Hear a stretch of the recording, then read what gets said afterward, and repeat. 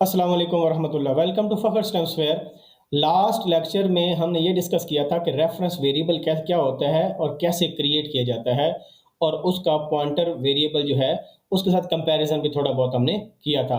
लेकिन आज की जो वीडियो है वो स्पेशल इन दोनों के डिफरेंसेस के बारे में है। तो हम अगर पॉइंटर वेरिएबल को देखें तो सबसे पहले सिंटैक्स की अगर बात करें तो फॉर एग्जांपल हमने एक पॉइंटर वेरिएबल बनाना है किसी इंटीजर को पॉइंट करने के लिए, यानी किसी इंटीजर का एड्रेस को स्टोर करने के लिए बनाना है, तो हम इंट लिखते हैं। अगर डबल को करेंगे तो डबल। तो यहाँ पर डाटा टाइप, जिस डाटा टाइप को हम पॉइंट करना चाहते हैं वो यहाँ पर लिखेंगे, आगे स्टार लगाएंगे, स्टैरिक साइन।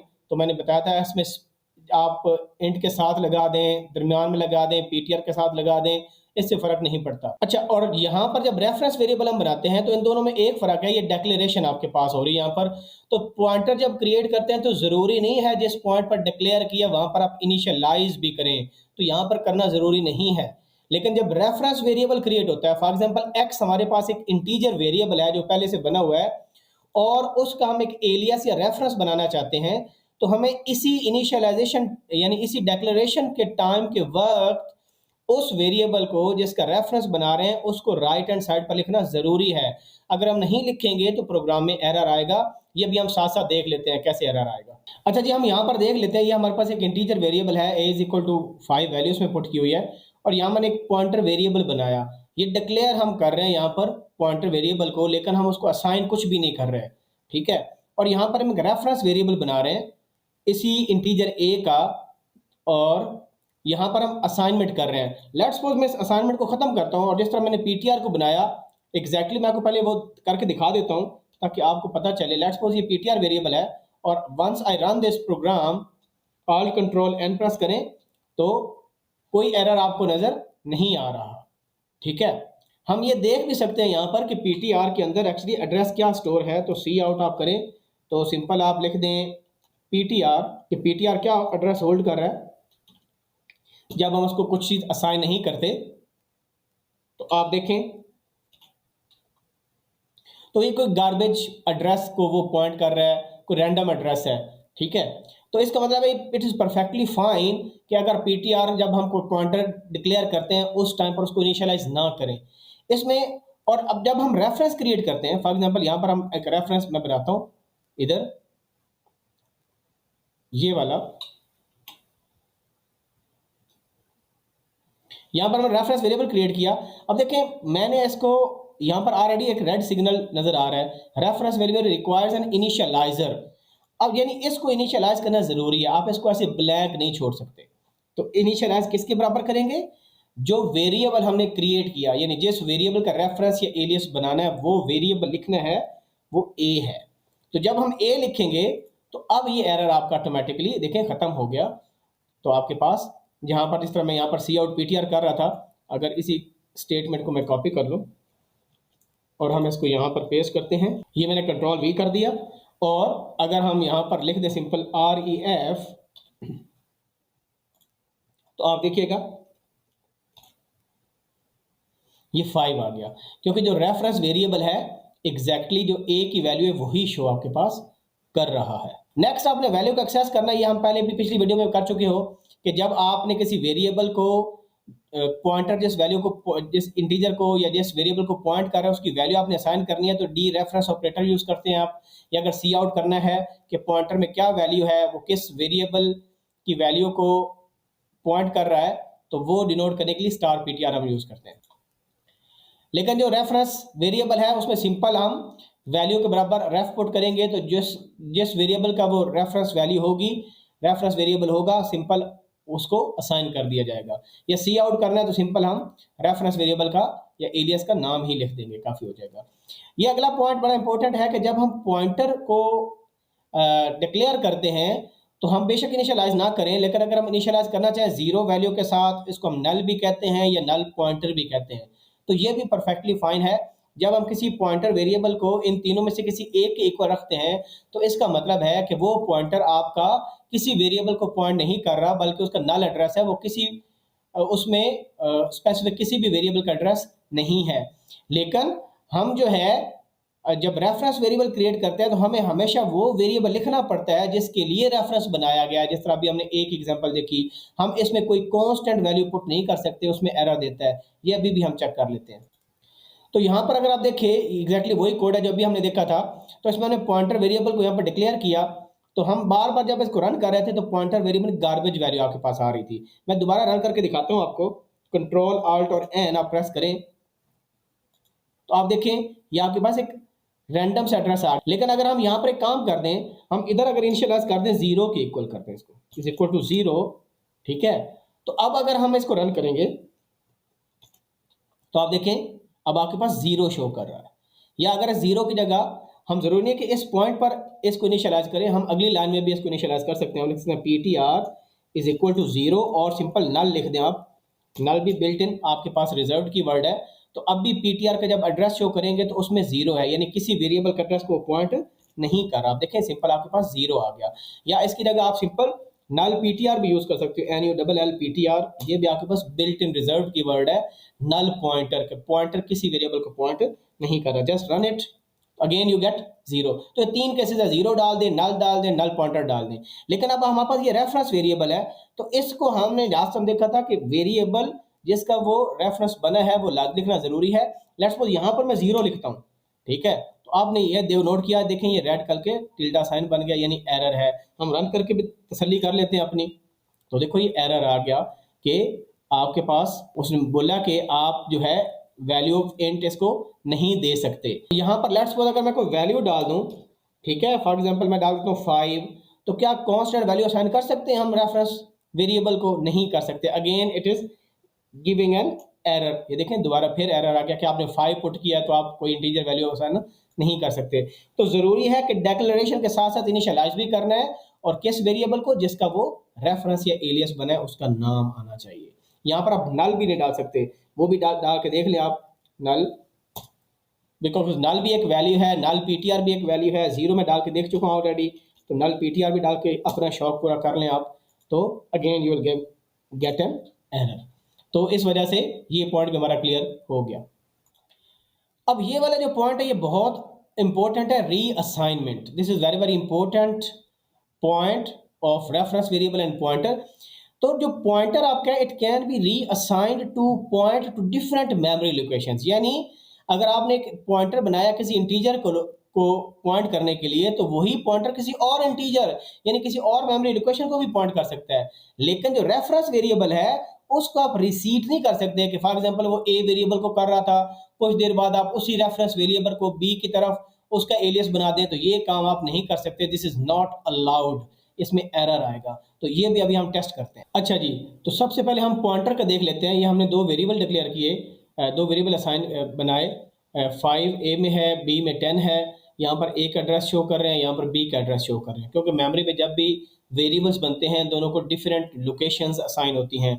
इस लाइन नंबर 16 में हम क्या कर रहे हैं, हम एक पॉइंटर ptr बना रहे हैं जो कि ए को पॉइंट कर रहा है, यानी ptr के अंदर ए का एड्रेस होना चाहिए। यहाँ पर ptr यानी जो ए की वैल्यू है वो डिनोट होगी, क्योंकि डी रेफरेंस ऑपरेटर है, ptr ए को पॉइंट कर रहा है तो ए की वैल्यू हम शो कर रहे हैं। और यहाँ पर ptr के अंदर जो एड्रेस है, क्योंकि वो ए को पॉइंट कर रहा था, जो भी ए का एड्रेस होगा वो ptr के अंदर आ जाएगा। यहाँ पर हम क्या कर रहे हैं, हम रीअसाइन कर रहे हैं।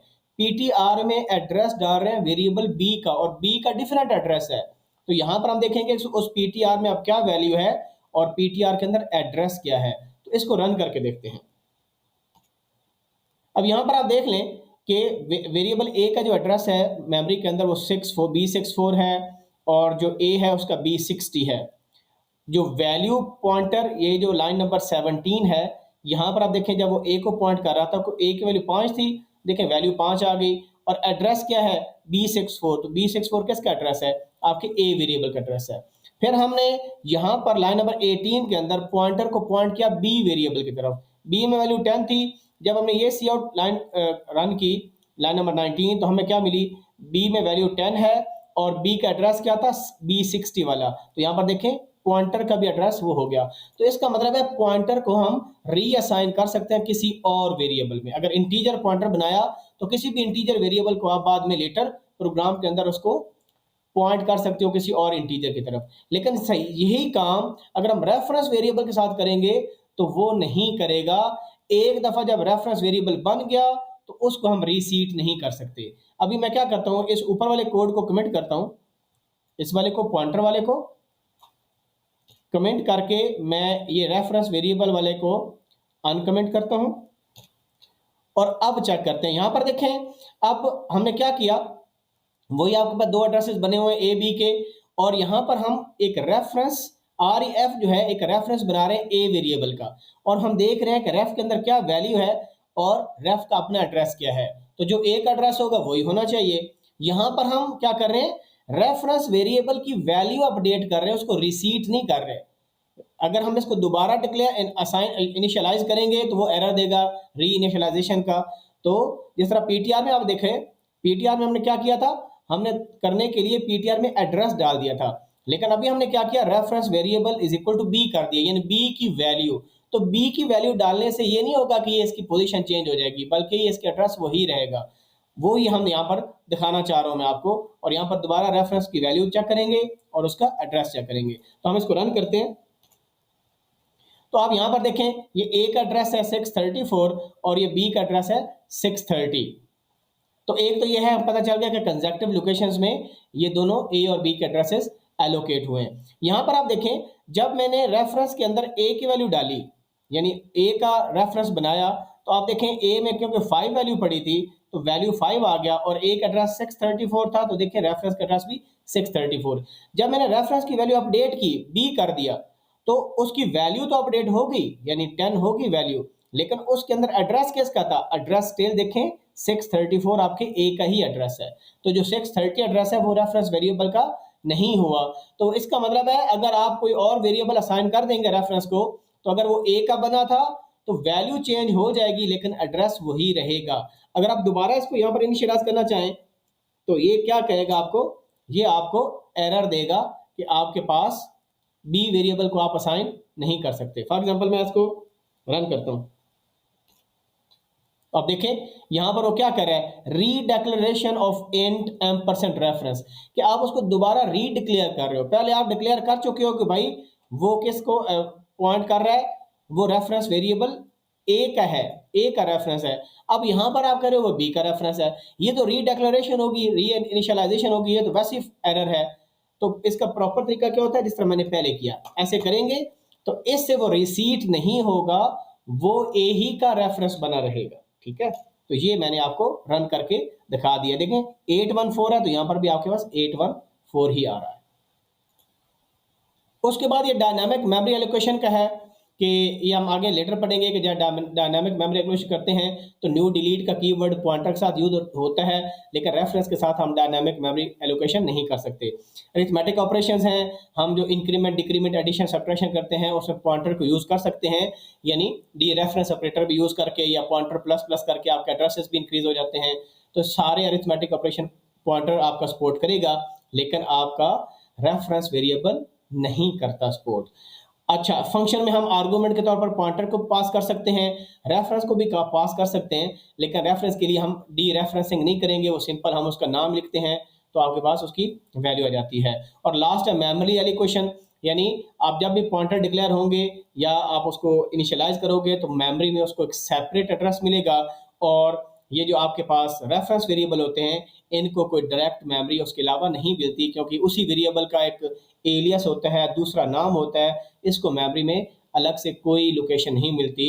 तो ये डिफरेंस है, और ये मैं पिछले लेक्चर में बता चुका हूँ, अभी फिर दोबारा आपको बता देता हूँ। यहाँ पर अभी आप देखें मैंने एक इंटीजर वेरिएबल बनाया जिसमें 5 वैल्यू पड़ी है, और एक पीटीआर पॉइंटर बनाया जो कि ए को पॉइंट कर रहा है, और लाइन नंबर 17 में क्या किया, एक रेफरेंस वेरिएबल बनाया इसी ए वेरिएबल का, यानी उसका एलियस और सिंपल दूसरा नाम रखा रेफरेंस। अब यहाँ पर हम एक एड्रेस शो कर रहे हैं और रेफरेंस का एड्रेस भी शो कर रहे हैं कि रेफरेंस को क्या एड्रेस मिला और पीटीआर पॉइंटर को क्या मिला। तो चेक करते हैं इसको रन करके। तो यहाँ पर हम देख रहे हैं कि जो ए का अपना एड्रेस है वो D14 है, और जो रेफरेंस का एड्रेस है वो भी D14 है, लेकिन जो पॉइंटर का एड्रेस है M%PTR वो आपके पास D08 है। तो अगर आप पीटीआर वैसे का एड्रेस शो करेंगे तो वो आपको क्या मिलेगा, वो आपको एग्जैक्टली ए का एड्रेस मिलेगा। ये भी हम चेक कर सकते हैं इसके साथ, कंट्रोल सी किया मैंने और मैं कंट्रोल V करता हूँ और यहाँ पर सिंपल पीटीआर कर देते हैं, तो ये एड्रेस ऑफ पॉइंटर नहीं होगा बल्कि कंटेंट, इधर लिख लेते हैं कंटेंट ऑफ पीटीआर। ओके, तो इसको हम रन करके देख लेते हैं। तो देखिए जो पीटीआर का कंटेंट है जो कि AD4 आपका एक एड्रेस है, एग्जैक्टली वही उसके अंदर एड्रेस है, पॉइंटर के अंदर स्टोर है। लेकिन जो पॉइंटर खुद बना तो उसका जो अपना एड्रेस है वो एक डिफरेंट एड्रेस है कंपेयर टू ए। तो ए का अपना एड्रेस और रेफरेंस का एड्रेस एग्जैक्टली सेम है। यहां पर हमने यही पढ़ा कि पॉइंटर जब बनता है तो उसको नई मेमोरी मिलती है, लेकिन उसके अंदर उस वेरिएबल का एड्रेस होता है जिसको वो पॉइंट कर रहा होता है। और जब रेफरेंस वेरिएबल बनता है तो उसमें कोई एडिशनल मेमोरी नहीं मिलती, बल्कि वजह से एक अदर नाम या एलियस होता है। तो ये कुछ इंपॉर्टेंट डिफरेंसेस थे between a pointer variable and a reference variable, जो कि स्टूडेंट्स के लिए जानना ज़रूरी है अगर ड्राई रन के प्रॉब्लम आए या आपको एरर फाइंड आउट करना हो, या जब आप कोडिंग कर रहे हो तो स्पेशली टेक्स्ट एडिटर में कोडिंग आप करें तो कितना मुश्किल हो जाएगा, आपको पता नहीं चलेगा कि इसमें एरर क्या है।